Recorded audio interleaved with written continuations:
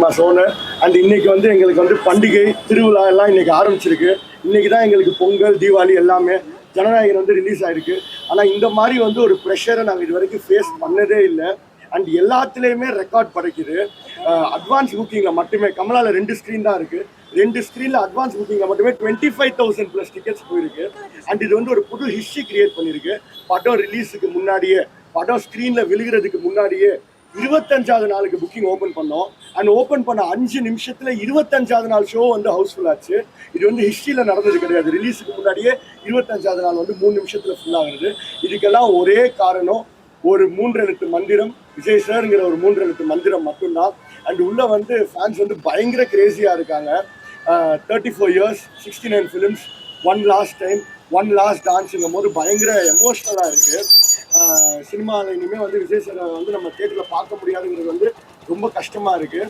But வந்து அவர் அதோட அதிகமான பொறுப்புக்கு நம்ம வீட்டை விட்டு நாட்டுக்காக போயிருக்காரு. ஸோ அந்த சந்தோஷம் நம்மளுக்கு இருக்குது. அவர் சினிமாவில் நடிச்சிருந்தா கூட வருஷத்துக்கு ஒரு வாட்டி தான் ஒரு ஃபர்ஸ்ட் லுக்கு, ஒரு ட்ரெய்லர்லாம் வந்திருக்கும். இப்போ டெய்லி நாங்கள் விஜய் சாரோட ஃபர்ஸ்ட் லுக் மாதிரி அவரை பார்க்குறோம், டெய்லி அவரோட வீடியோஸ் பார்க்குறோம். அது ஒரு வகையில் வந்து ரொம்ப சந்தோஷமாக இருக்குது.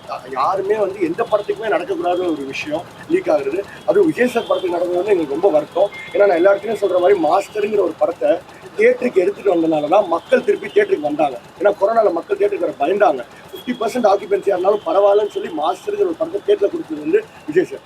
ஸோ எந்த படத்துக்குமே நடக்கக்கூடாது. அவர் படம் லீக் ஆகிறது வந்து எனக்கு மிகப்பெரிய வருத்தம். ஆனால் ஒன்றே ஒன்று தான், நான் டைலாகாகவே சொல்லிடுறேன். படம் லீக் ஆகிடுச்சு, அதனால வந்து கலெக்ஷன் பீக் ஆகிடும்னாங்க. ஆனால் எப்போவுமே விஜய் சார் தான் பீக்கு.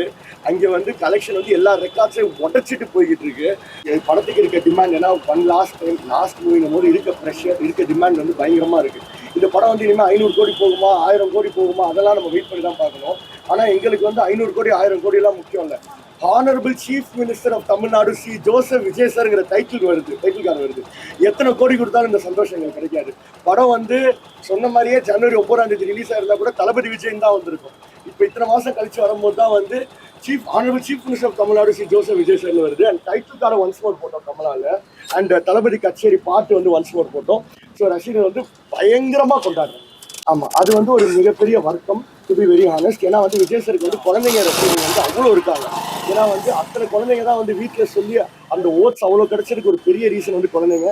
அண்ட் விஜய் சார் வந்து எல்லா குழந்தைங்களுக்கும் விஜய் சார் பிடிக்கும். விஜய் மாமான்னு அவ்வளோ சந்தோஷப்படுவாங்க. ஸோ அந்த குட்டீஸ்னால, அந்த குழந்தைங்கனால தியேட்டருக்கு வர முடியாதுங்கிறது வந்து ஒரு மிகப்பெரிய வருத்தமாக இருக்குது. ஏன்னா எல்லாரும் வீட்டில் அழுதுட்டு விஜய் மாமா படத்துக்கு கூட்டிகிட்டு போங்கும் போது அவங்க அப்பா அம்மானாலும் தியேட்டருக்கு கூட்டிகிட்டு வர முடியல.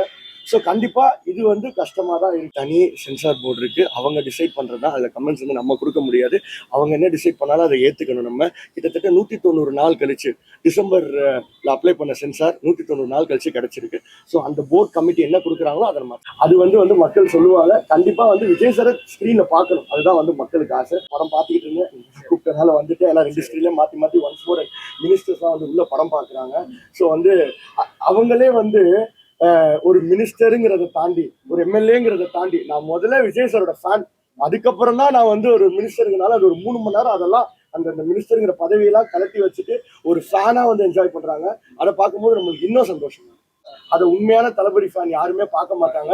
இன்னைக்கு முன்னாடி கேள்வி கேட்டாங்க, கிளைமேக்ஸ் மாற்றிட்டாங்களான்னு. ஆனால் ஃபர்ஸ்ட் என்ன கிளைமேக்ஸ்னு எனக்கு தெரியாது, கிளைமேக்ஸ் மாற்றிட்டாங்களான்னு எனக்கு எப்படி தெரியும்னு.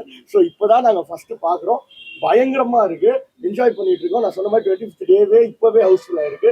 ஸோ நிச்சயமா மிகப்பெரிய வசூல் சாதனை படைக்கும். ஒன்னே ஒண்ணுதான், எங்க விஜய் சாரை எப்பவுமே தளபதியா கொண்டாடுவோம், எப்பவுமே எங்க சிஎம்மாவும் கொண்டாடுவோம்.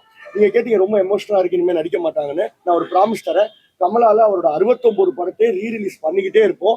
எல்லா வருஷமும் விஜய் சாரோட படம் கமலால ஸ்கிரீன்ல வந்துகிட்டே தான் இருக்கும். விஜய் சாரோட மிகப்பெரிய ஃபேன். இன்னும் ட்ரெஸ் கோட் பார்த்துட்டு எல்லாமே பார்த்துட்டு நீங்க கேட்குறீங்க. விஜய் சாரோட மிகப்பெரிய ஃபேன். விட்டா அழுக வச்சுருங்க போல. திருப்பி ஒன் லாஸ்ட் டைம் இவ்வளோ எமோஷனலாக இருக்கு. நான் என்ன சொல்றேன், ஏன்னா வந்து விஜய் சார் பார்த்தா வளர்ந்துருக்கும், அவரை பார்த்தா வந்து ஊட்டி விட்டுருக்காங்க. நான் சொல்ற மாதிரி போக்கிரி பொங்கல்ல சட்டைக்கு மேல சட்டை போட்டதுல இருந்து இப்போ இந்த காஸ்டியூம் போட்டது வரைக்கும் எல்லாமே விஜய் சாரை பார்த்து தான் பண்ணியிருக்கோம். ஸோ வந்து அவர் இனிமே வந்து சினிமாவில் நடிக்க மாட்டாருங்கிறது வந்து ஒரு மிகப்பெரிய வந்து, ஏன்னா அவர் படம் ரிலீஸ் ஆச்சுன்னா அடுத்த 3 மாசத்துக்கு எங்க தேட்டருக்கு கவலையே இல்லை. வசூல் வகையா நான் சொல்றேன், கலெக்ஷன், அந்த கலெக்ஷன் விஜய் சார் படம் வந்துருச்சுன்னா அடுத்த 3 மாசம் பிரச்சனையே இல்லை, நாங்கள் எல்லாருமே ஹாப்பியா இருப்போம். ஸோ ஏன்னா வந்து இப்போ விஜய் இப்போ நிறைய நல்ல படங்கள் வருது, நிறைய நல்லா கலெக்ட் ஆகுது. ஆனா இப்போ வந்து ஒரு 4 படங்கள் நல்லா ஓடினாதான் விஜய் சாரோட ஒரு படத்துக்கு வர்றதுக்கு ட்ரை பண்ணலாம். ஸோ அப்படி இருக்கும்போது விஜய் சார் இடத்துக்கு யாருமே வர முடியாது, இனி யாரும் பிறந்தும் வர முடியாது. ஒரே தளபதி அவர் மட்டும்தான். 77 எம்ஜிஆர் சார் ஜெயிச்சாரு அரசியல் எடுத்துக்கிட்டீங்கன்னா. அதுக்கப்புறம் 26ல வந்து இப்போ விஜய் சார் தான் ஜெயிச்சிருக்காரு. ஸோ நான் சொல்ற மாதிரி சொல்லிட்டுமா, கலெக்ஷனும் நம்ம தான், எலெக்ஷனும் நம்ம தான்.